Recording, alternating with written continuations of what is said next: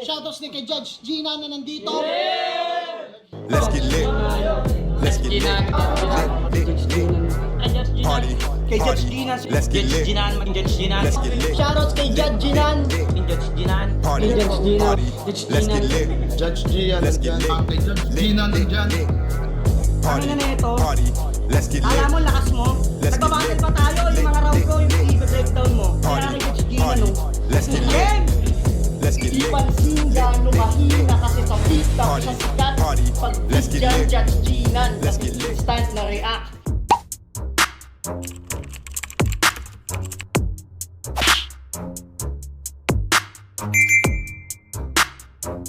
In the yeah, put 'em in the yeah, yeah, yeah.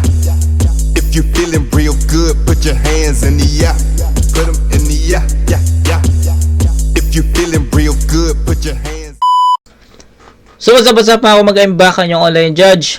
Walang iba kundi Judge Ginan. Okay guys, ito na yung pang-apat na battle review natin at ito na rin yung panghuli dito sa bracket A. So natapos na natin yung ETS, natapos na natin yung nag-advance si ETS doon, natapos na natin yung kay Shaboy, nag-advance si Shaboy doon, Shaboy Makoy, ETS versus Nag. Diba? Yun yung una natin na review. Shaboy versus Makoy. Tapos yung kanina lang, yung Martree versus ASCII. Diba? Tapos ngayon, ito yung pangatlo. Ay, ito yung pang-apat. Pamoso versus Red. Si Pamoso, guys, hindi na ako magbibigay ng insights kay Pamoso. Lagi natin nare-review yan. Motus. Ngayon, flip top. Diba? Sunugan. Yung kumugan. Si Red naman, familiar sa akin si Red. Alam ko, na-review ko na siya. Hindi ko lang sure kung sa Motus ba or sa Sunugan. Hindi ko lang maalala. Pero na-review ko na to si Red. 'Di ba? So, yun lang. Alam ko nga na-review ko si Red sa pinasasti ko ng bare. 'Di ba? Feeling ko na-review ko siya doon. 'Di ba? So, yun. Anyway, Pamoso vs Red, guys. Ito yung panghuling battle review na re-reviewin natin sa bracket A bago tayo mag-proceed sa bracket B. Game. Red ng coin toss, pinili niya muna si Pamoso. Pakinggan natin unang banat. Game. Let's go! Game! Game. Ang bait talaga ni Shernan. Pa-welcome niya sa akin, tour na agad. Pero sakto din sa debut ko na piece of cake tong kaharap. Ngayong opening, hahatiin sa gitna yung kalaban ko nawa, kaya wala nang mahabang seremonya. Itong red ribbon ay magtatamo ng cut o cut. Si Jaguar dapat ang target practice, kaso nakatakbo ang kulit. Pero okay lang, sige kasa. Pusi din naman tong pumalit. Makikita sa pulang kalaban. Point blank magkalabi, talagang mababakas yung period kasi tsak tatagos sa'yo Red. Sabi nila, wag akong pakampante. Tatagos sa'yo, Red. Okay. Malakas ka na ba? Daig ka pa ng mga MCing estudyante na talagang nagmarka. Hindi ka sulit pag-aralan, ni walang pamatay na katha kasi ano pang ipapakita mong bago pag sinabing Red, matagal ng basa. Vincent Red, isa kang tanga. Red, matagal ng basa. Okay, past tense ng read. Red. Okay, ayos din yung laro niya dun. Walang delivery, sinabing Red, matagal ng basa. Vincent Red, isa kang tanga. Walang delivery. Double meaning. At disiplina sa multi kaya sa verso wak yan. Kala ko ba kapag VR laging 3D but ito one-dimensional lang. O VR, parang virtual reality. Vincent Red, okay. Ang pangit mag-perform, panay bulok, mga handa na turingan kang VR pero wala sa'yo mapanood na maganda. Nakakaantok, magatid ng paksa. Dapat dito gulpihin para tong kapatid magtanda hanggang sa tuluyang pumikit kasi yung Red ay masakit sa mata. Red ay galing. Galing, no? Kaso during battle naglasing, siya tuloy yung napulutan. Sa kagustuhan lusungin, taas ng flood ay subukan. Ayun, pagbaba niya sa baha, yung pagkapasura niya lumutang. 10 taon ka ng battler, pero parang beginner ka pa. Binigyan ng kalabang no-namer, nagpaka-easy ka na. Puta, nahihibang na. Ano pa kaya kung mabibigat pa? Kaya paano mo tatalunin yung Pamoso kung binabadibag ka ng mga di kilala? Shit. Title holder siya ng Batangas, sa akin yung tupok per round. Kampiyon na sunugan, pero kung usapang titulo sa pulo, Burnout! Sumipsip lang kay Jayhan kaya nanaig sa huli. Di nakataka-taka. Naig pa nagsyabu kasi gumamit ng puti para makaangat na. Tinulungan ka lang ni Jayhan, tarantado, kaya ka nakasalba kasi kung wala yung kalabaw, di ka makakaararo, parang magsasaka. Kaya pasan pa, naabangan Tong, ka niyang ina, solid siksik, at ah. magara na handa. Kung unang banat ko pa lang, yung mukha ng taga-asbagan, basag na. Tang ina, tapos na yung battle, guys. Tapos na, yun lang yun. Grabe yung ano. Siniksik naman kaagad ni Pamoso yun sa round 1. Naka 4 bar set. 'Di ba? Naka 4 bar set, pero tang ina, ramdam mo yung bawat punchline sa kada 4 bar set eh. After ng 4 bar set, puta magse-set up ulit. Sa pinaka fourth line, nandun na naman yung punchline. Tangina, bagong setup na naman, punchline. Siksik, men. Ayun lang yung masasabi ko, siksik. Sobrang worth it ng ng ganong setup eh. Yung 4 bar set, sobrang worth it kasi walang mahinang punchline na tumagos. 'Di ba? Lahat malalakas. Kaya shoutout kay Pamoso, from start to middle to finish, solido. Ang ganda ng mga punchline, hindi ko na isa-isahin, pero ang ganda ng ender pa, asbagan, basag na. Yung VR, nagumpisa si Pamoso sa red eh, kulay pula. Tapos transition by transition eh. Red, kulay, tapos red, past tense ng read, tapos pangalan na Vincent Trend, VR, virtual, walang mapanood, 'di ba? Daming tumatak. Walang mapanood na maganda. Daming tumatak doon. Kaya shoutout kay Pamoso. Solid, men. Yung mukha ng asbagan, basag na. Martri, reviewin mo.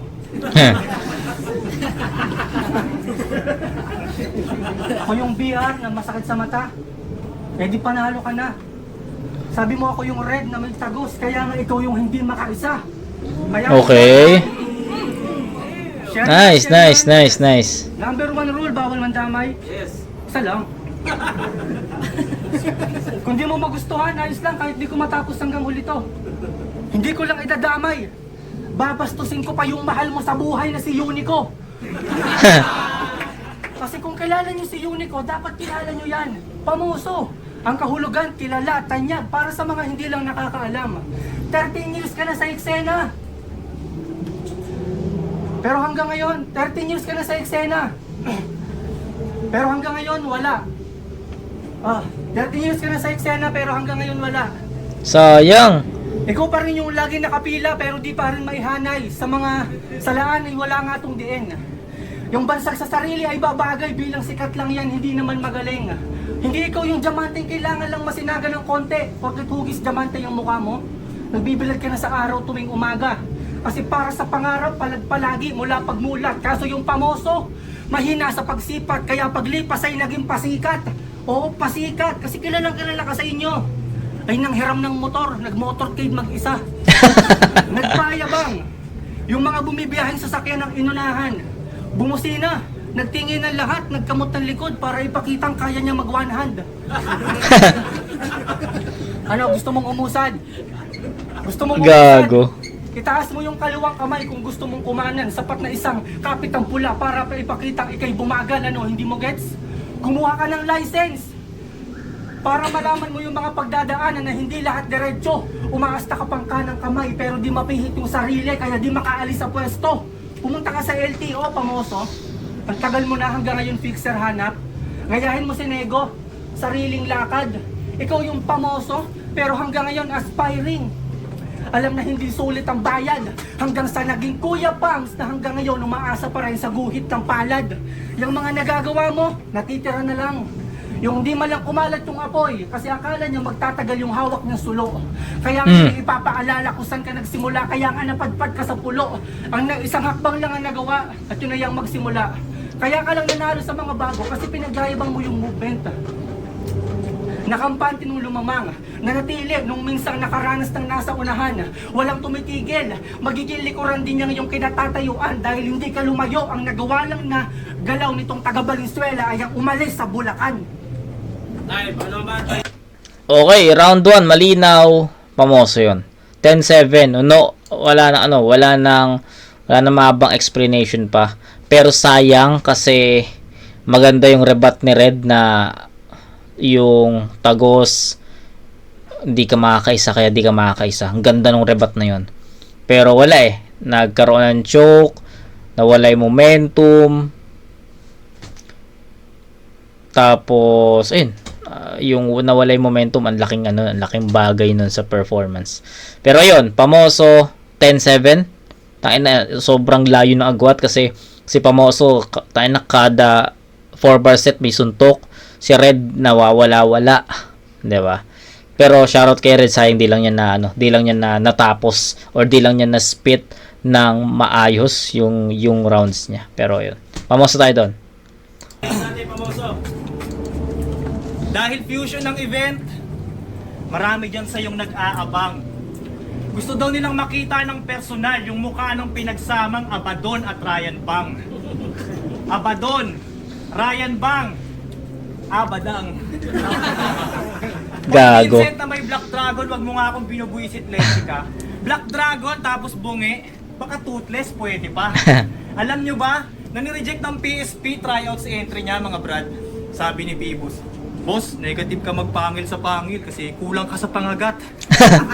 Tigas ng mukha mong mag-audition kahit halata kang pabaya. Di mo nga kaya magpapustiso, makipagsagpangan pa kaya? Yung ngipin mo sa taas, may mga kulang pare. Yung mga nasa baba naman, sobrang dami! Grabe! Di ba 2 happy birthday song lang kakantahin pa nagsisipilyo, mga boss? Itong si Red sa daming ngipin sa baba, nag-uuwian na bisita, hindi pa siya tapos. May napanood akong battle niya sa Sunugan Kalye. Si Red, napakawak. Kung si Katana, miss na manuntok, ito trip magpasapak. Pwestong nagpipiling na gangsta, pagbibigyan ko sa heated moments ko sa init na mihasa. Ipaparamdam ko sa kanya, haymaker sa battle, parang binira ni Damsa. Halatang wala ka nang maisulat, kaya nagigipit na ang tuktok. Daig mo pa nagpapag-ghost right kasi nangihingi ka ng suntok. Pwes sa akin makipagbaliwan, di ako madamot sa punches para lang alam mo. Total kaharap mo ngayon, MCing may sayad, makakatikim ka ng kamao, ano? Ako'y simpleng G lang, brad. Ngayon ka gumangster sa tulad kong laki sa street, legit na tags. Nang makita nila dito kung paano yung Red bitbitin ng bloods. Yeah. Labasan pa ng tunay na kulay. Sige dikit para makita mo. Pag nakaranas ka ng touch of brown, mawawala yung tingkad mo.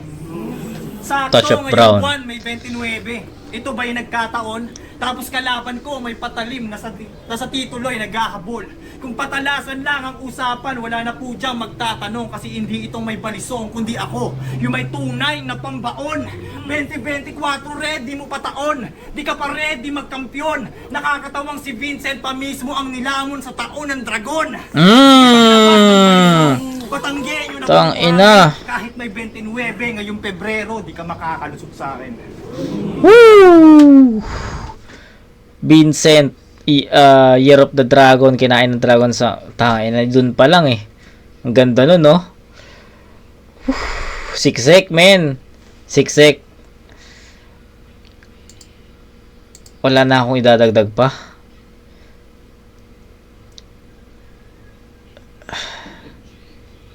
O 1 and 2 ni Pamoso, nakuha niya kaagad Momentum, energy, presence. Nakuha niya yan, men. Hindi ko na isa-isahin, tangina. Sa tingin ko, kitang-kita naman kung gaano kaganda yung performance ni Pamoso. Kailangan pa bang iisa-isahin yon, guys? Sa tingin ko, di na. Kitang-kita naman 'Di ba? Tapos, yun. Proceed tayo kay Red, siguro. Ano ba? Tayo natin, Red. Hindi ako nag-send sa PSP.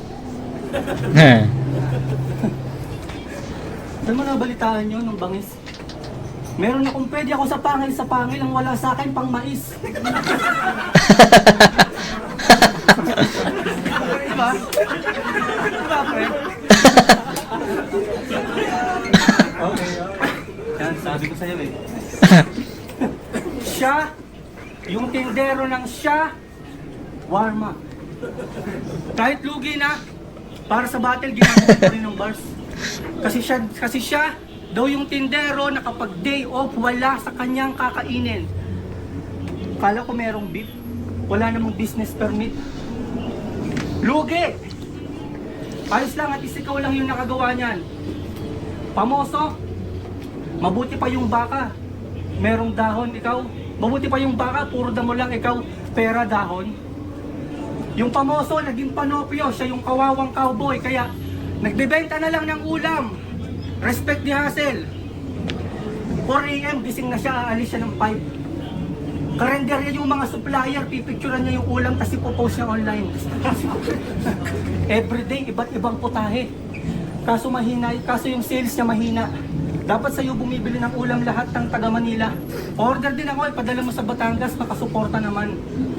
Pag dumating na, ipapabalik ko kasi gusto kong padagdagan. Ang lupit mo, pre. Talagang para sa pera, kahit piso, pasok sa bulsa. Yung natitira yung ulam, pinaparipa mo pa. Pinatitira yung ulam, pinaparipa mo pa. At naalala ko yung barya. May isa tong laban, Toscoin, sinalo niya yung barya. Kaso nalaglag. 2 beses pumalya. Ang gusto lang palang mangyari, pagkasambot, sasabihin niya, uunahan ko na. Umuna ka na. Dahil taob yung Big One sa sunugan. Big One. Nakalaban niya si Juan Tamad, mas matangkad at mataba sa kanya, kaya pala Big One. Nasarap mong bigwasan. Nasarap mong bigwasan at ang lupit mo. Dahil tinatawanan at pinamaliit lang yung parking. Pero andito tayo sa Big One. Kaya pala galit ka kay Romano kasi ginanon niya yung boyfriend mo. Kaya pala determinado kang magsulat para sa titulo. Titulo ng parking. Yung Big One. Kaya alam mo, mas masarap na lang bumarek. Ano kang gusto mo? Lang banog o tuba? Yung tipong pagkatayo, pwede ka nang matumba. Kaya ano ka? Palag ka? Ako yung alak ng Batangas na hindi niya kayang itungga. Time. Okay, pamoso pa rin yung round 2 para sa akin. Flat yung performance ni Red. Di ko alam kung hindi ba siya nakapag-practice ng maayos, may problema ba sa preparation, we don't know di ba? We don't know, pero isa lang ang masasabi ko, mas malinis, mas maayos at mas effective si Pamoso. So, yun lang. Proceed, round 3. Find natin Pamoso. Tinanong siya sa screening ng Blackout kung i-rate daw ba niya yung sarili niya sa rap battle 1 to 10 ilan. Ang sinagot niya 10. Yabang, undefeated ka ba parang si Mot? Palong-palo ka niyan? Gusto maging kahanay ni Mot? Kung para kay Mot, gamo-gamo ka lang. Kaya sa akin yung 10 mo. Kasi yan ay panalo para sa akin. Kasi makikita nilang mas deserve ko yung 1-0 pagkatapos ng laban natin. Okay. Yan ang putya. Ano ka, Diyos? Tingin sa sarili, perfecto, pero nung enkwentro kay Tyke, na-lose sa pagsabay. Sige, ikaw nga si Jesus, pagkat sa krus ka namatay. Oo, pang veteran setup ni Tyke, talagang kinukreto yung baon. Hanggang siya ay ma-upset dun sa black, parang pistolero nung ahon. Mayat maya pa sita sa audience, wow, pabida na tanga. Pilit pang pinapatahimik yung crowd, magpi-freestyle lang pala. 3 rounds nag-freestyle, kasi saritin lamon, kabitin kachong, baka daw pwede na itapat kay Smug, kaya nag-feeling siya ron. Sabi Okay. niya ron, pasalamat ka, Feeling siya ron. nakainom. Nakasandal sa alak para bumangis, halatang pang low class to, kasi kailangan mo pa ng bisyo para maging bisyo ang performance mo. Sabi niya sa interview niya sa Sunugan sa Kumu, pwedeng magaling ako sa Batangas, kaso sa Pilipinas hindi. Huh? Pinagsasabi mo, yung kabobohan mo yata mukhang sa ibang bansa umabot. Ano ba tingin mo sa Batangas, tol? Abroad? Wala daw sa Pinas yung Batangas. Gagi si Vince. Shernan, pwede magtanong, what country is this? Pero seryoso, sa bandila natin, 8 ang sinag ng araw, tama? Yeah. Ang Batangas bilong. Tapos tiwala sa kanya si Mike Swift kasi taga-Asbagan si Chong. Panira sa bandera ng Sunugan dahil sa kanyang bungangat diksyon, kaya konting hiya naman kay Kuya Mike, watawat din yun. nakakapikon. Batanggenyong panira basta na What? sumweldo. Ibang race nga gusto maging Pinoy, mapaputi, manonegro. Di ka pwedeng international idayo o magtanghal sa konsyerto kasi paano mo i-race yung Philippine flag kung yung race ng Philippine flag para sa'yo hindi kumpleto. Kahit hindi na nila tingnan yung simbolo ng araw sa bandila, alam nila mismo. Oo, kilala kang komedyante, pero sa ganyang bagay di yan biro. Di ko to sinasabi para magpasikat, pati hangaan bilang hero. Sapat na yung isang sinag mong tinanggal para maliwanagan sila rito. Sapat na isang sinag mong tinanggal para maliwanagan sila rito. Makatag sa makabayan, lalabas kang nakakadismaya. Kaya kung wala pala yung Batangas sa pulo, pues makakaalis ka na. Wala akong planong bigyan ka ng break, iwan ka sa karera, bobong leche. Itong pula nilang pasan ng todo syempre. Pagkat ako sa pag-abante, naka-night vision, paningin ko puro berde. Ito'y babala sa Mongoloid at kapwa ko MC sa league ni M-Site. Sasagasaan ko lahat ng tatawid pagkatapos kong mabitong red light. Yeah. Yan. Mongoloid Mark 3, MC, kapatid sa Motus, Ets. Magkaka-bracket kasi sila eh. 'Di ba? Yun. Ganda nung share na, pwede magtanong what country is this, natawa ko doon. Yung about dun sa walong sinag ng araw kasama yung Batangas. Yung ano yun, yung flag, race ng flag, ganda nun. So, yun, hindi ko na isa-isa yun, guys. 1, 2, 3, sobrang linis, sobrang consistent ni Pamoso. At sa tingin ko, hindi pa ito yung kalaban ni Pamoso na mapagbigay sa kanya ng dikit na na score eh. Sa tingin ko, naging one-sided yung laban na to, and it goes for Pamoso. So, yan, for formality na lang to. Round 3 game. Nabit mo yung red light. Tingnan pre, ang bago niyan. All 3 rounds dalawa kong nag-freestyle sa FRBL. Gago, dalawa lang.